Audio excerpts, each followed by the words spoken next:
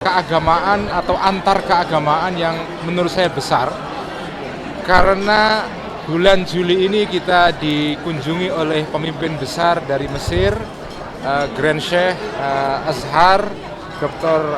Ahmed Al-Tayyib. Grand Sheikh itu posisi yang cukup tinggi di Mesir, setara dengan Perdana Menteri, sehingga beliau ini pejabat yang penting di Mesir yang mengurusi bidang keagamaan. Bulan Juli ini kita dihadiri oleh Dr. Ahmad Al-Tayyib, Grand Sheikh Al-Azhar. Bulan September nanti kita akan menyambut kedatangan Sri Paus Fransiskus. Jadi dalam waktu 3 bulan kita bangsa Indonesia menyambut tokoh penting agama Islam dan agama Katolik. Dan bagi saya ini sebuah berkah dan suatu ini suatu pendidikan juga kepada umat antaragama di Indonesia bahwa perbedaan-perbedaan tidak harus menyebabkan permusuhan, kebencian, dan seterusnya. Kita bisa membangun persaudaraan. Nah, acara yang tuan rumahi oleh PBNU hari ini di Hotel Pullman di Jakarta Barat ini dihadiri oleh 5 tokoh-tokoh antaragama dan umatnya. Dan kemudian juga acara ini disiarkan ke 3.000 titik seluruh Indonesia, diikuti oleh sekitar 300.000 warga Nahdliyin seantero Nusantara. Sehingga acara hari ini selain penting secara simbolik juga pendidikan bagi warga kami.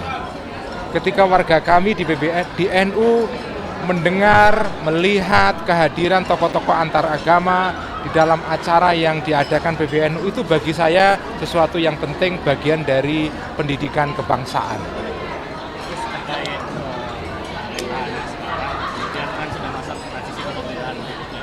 Apakah ada harapan tentang kebijakan lintas agama yang nanti bakal dibangun oleh pemerintah? Saya berharap PBNU berharap pemerintahan baru di bawah Presiden Prabowo Subianto meneruskan kebijakan-kebijakan yang baik dari pemerintahan Jokowi sekarang, terutama dalam mengembangkan moderasi beragama, hubungan antar agama yang baik. Dan menurut saya kedatangan 2 tokoh ini di ujung pemerintahan Pak Jokowi ini suatu legacy atau warisan interfaith atau antaragama yang baik, dan semoga ini nanti bisa diteruskan oleh Pak Prabowo dalam pemerintahan di berikutnya, memperkuat legacy yang sudah ada dan menambahkan legacy baru yang lebih kuat ya. Pak, dari PBNU sendiri melihat bahwa serangan di Gaza ini yang dilakukan oleh Israel seperti kemarin ada sekolah yang baru besar tetapi ada salah dari pihak PBNU ternyata, karena ini kan kita sesama muslim. Kami dengan terus terang mengutuk ya, kami mengutuk tindakan Israel yang begitu brutal terhadap warga Palestina terutama di Gaza, dan kami ingin menegaskan bahwa bangsa Indonesia dan juga warga Nahdlatul Ulama kita bersama bangsa Palestina, warga Gaza, dan kita juga mengirimkan banyak bantuan kemanusiaan ke Gaza melalui Lazisnu, lembaga zakat NU, dan kita juga mendoakan terus-menerus, kita kunut nazilah untuk warga Gaza. Dan kami sejak berdirinya NU sampai sekarang menuntut dan mendukung berdirinya negara Palestina berdampingan dengan negara Israel di dalam hubungan yang setara dalam bentuk yaitu two-state solution atau solusi 2 negara. Gus, isu lain Gus, ya soal pansus angket haji Gus, kemarin kan sudah membentuk nih Gus, dan sudah disahkan. Ini dari PBNU sendiri melihatnya bagaimana Gus dengan dibentuknya pansus angket haji ini Gus? Kami memandang bahwa penyelenggaraan haji pada tahun ini ya dengan segala kekurangannya menurut saya terselenggara dengan baik ya. Penyempurnaan perlu, tetapi kami memandang bahwa penyelenggaraan haji sudah cukup baik dan usaha dari pihak pemerintah terutama Kemenak sudah sangat maksimal. Pemerintah Saudi juga sudah berusaha mengusahakan sebaik mungkin penyelenggaraan haji tahun ini. Kita tahu bahwa pemerintahan Saudi sendiri melakukan perbaikan manajemen, dan eksperimen dengan manajemen-manajemen baru. Tentu saja di dalam fase yang seperti ini ada sedikit masalah, tapi bagi kami itu tidak mengurangi apresiasi kami PBNU kepada Kemenak, kepada pemerintah Saudi, dan kepada Menteri Agama Gus Yakut yang sudah berusaha keras untuk menyelenggarakan haji dengan baik. Perlu nggak sih Gus sebenarnya Gus pembentukan pansus haji ini Gus sebenarnya? Ya, kami mendukung saja jika ada upaya-upaya untuk memberikan masukan, ya, memberikan perbaikan kepada penyelenggaraan haji ini apapun bentuknya. Pak, untuk Grensa sendiri tanggapan Grensa kira-kira yang inti yang disampaikan tadi apa, terus mereka menilai keagamaan di Indonesia seperti apa gitu? Jadi Grensa dalam pidatonya tadi yang cukup panjang itu menyampaikan beberapa hal. Yang pertama adalah bahwa Islam itu bukan agama yang menghendaki permusuhan. Islam menghendaki yang dia sebut dalam istilah Arabnya adalah ta'aruf hadari, yaitu saling mengenal secara beradab. Itulah ajaran Islam. Kedua, Islam menganjurkan untuk melakukan dialog terus-menerus dengan agama-agama lain. Tidak ada halangan apapun bagi orang Muslim untuk melakukan dialog dengan agama-agama lain karena ini bagian dari ajaran Islam. Yang ketiga, memang ada sampai sekarang ini masih ada salah paham antara pihak Barat dengan pihak Timur. Sekarang ini kita melihat misalnya naiknya Islamofobia di Barat. Nah, memang Barat itu masih belum paham sepenuhnya Islam dan masih belum paham Timur dengan segala variasi dan keragaman budayanya. Karena itu kita mendorong terjadinya dialog yang lebih serius lagi ke depan antara negeri-negeri Barat dan Timur. Karena dialog ini sebetulnya penting untuk membangun masa depan yang lebih harmonis. Yang lain, Gus, selain Gus boleh Gus soal ya. Muhammadiyah menerapkan kalender global Hijriyah untuk menerapkan satu bulan awal bulan Islam gitu Gus. Ya, jadi soal perbedaan kalender ini kita pemerintah Indonesia ya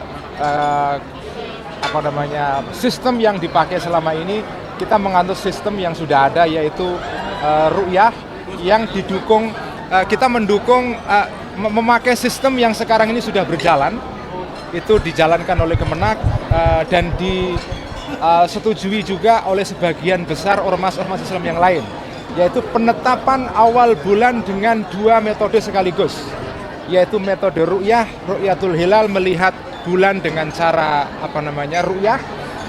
Yang kedua adalah dengan cara hisab. Sebetulnya Kementerian Agama Republik Indonesia itu sudah mencoba untuk menggabungkan dua metode ini. Nah, Muhammadiyah dan teman-teman Muhammadiyah punya pendapat sendiri, itu tentu saja kita hormati. Tetapi saya kira secara resmi, secara formal kita menggunakan metode yang sudah berjalan itu dan selama ini berlangsung dengan baik.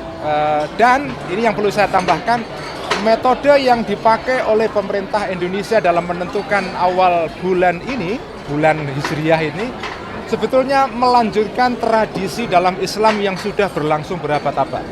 Penentuan awal bulan itu wilayah pemerintah. Ya, itu adalah otoritas negara atau otoritas imam dalam bahasa Islamnya itu. Itu masih kita pertahankan. Ini bagian dari mempertahankan tradisi yang baik di dalam penentuan awal bulan. Yang lain lagi? Jadi bisa dipastikan PBNU nggak akan mengikuti soal kalender. PBNU mengikuti sistem yang sekarang ini berlangsung yang sudah ada ya. Ya. Serentak himbauannya. Kenapa? Untuk pilkada serentak himbauannya biar pilkadanya sejuk dan tentram gitu Pak. Ya, kami PBNU tentu pertama ya kami mendorong terselenggaranya pemilu yang bersih, pemilu yang beradab, pemilu yang betul-betul terbuka dan menghasilkan pemimpin yang membawa maslahat bagi rakyat. PBNU tidak ikut campur secara kelembagaan di dalam pilkada ini, tetapi kita akan menitipkan aspirasi kita kepada calon-calon yang berkompetisi di dalam pilkada ini. Kami berharap pilkada ini nanti akan berjalan dengan damai dan tidak menimbulkan polarisasi seperti yang pernah kita alami di masa lalu. Aspirasinya apa Gus dari PBNU untuk kepala daerah aspirasinya? Kita tidak punya aspirasi secara formal karena NU bukan partai politik. Tentu itu diserahkan kepada warga negara dan warga NU di daerah masing-masing. Cukup Mas ya? Soal tambang Gus. Progres soal tambang Gus, PBNU gimana? Sampai ini sejauh mana Gus? PBNU seperti Anda tahu kita menerima tawaran pemerintah untuk melakukan menerima konsesi tambang ya dari pemerintah Jokowi. Perlu saya tegaskan bahwa konsesi tambang ini bukan permintaan ormas. Ini adalah langkah afirmatif dari pemerintah. Kita tidak minta, kita diberi oleh pemerintah dengan pertimbangan pemerintah selama ini bahwa tambang selama ini dikuasai oleh kelompok tertentu. Dan sekarang pemerintah hendak pengelolaan tambang ini lebih merata. Nah, kita ditawari orang Islam itu kalau diberi hibah ya terserah mau terima atau tidak kan monggo saja, asal hibahnya halal. Dan kami percaya betul bahwa tambang itu halal, tidak haram sama sekali. Ya, nanti kita akan kelola sesuai dengan aturan dan PBNU sudah membentuk PT khusus untuk mengelola tambang ini dan kita akan melibatkan orang-orang profesional. NU akan menyelenggarakan dan melakukan